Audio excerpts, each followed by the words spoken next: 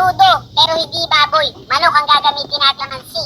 Tapos yan par, naglagay ako ng mantika sa ating wok. Iprituhin ngayon natin yung ating patatas. Isang mabilis na prito ng patatas. Pag okay na, set aside natin mga par. Isundan naman natin yan ng carrots. Ganun lang ulit. Isang mabilis na prito mga par. Set aside ulit. Tapos ibabagsak naman natin din yung red and green bell pepper.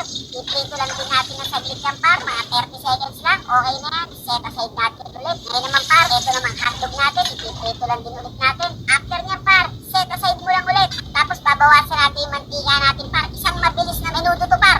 Naglagay na ako ng bawang at sibuyas. Gigisayin natin ng maigi. Tapos binagsakan ko ng 4 na kamatis. Lulutuin mong maigi yung kamatis dito par. Pag okay na, ilagay mo na yung ating manok na nakababad. Tapos salt and pepper. Sangkutsahin mong maigi mga par. Kagaya ng para kumatas yung ating manok. Okay na par, nilagyan ko na ng tomato paste. Hinalo-halo ko lang. Pwede ka rin maglagay ng tomato sauce dito par kung ano gusto mo. Tapos ayan, naglagay na ako ng tubig. Pinakpan ko, pinakuluan ko. Binagsakan ko ng kalahating rino. Tapos ibinalik ko na par lahat ng pinrita. Tapos eto, nilagyan ko yan ng pasas. Pampakompleto. Hinalo-halo ko. Okay na to par.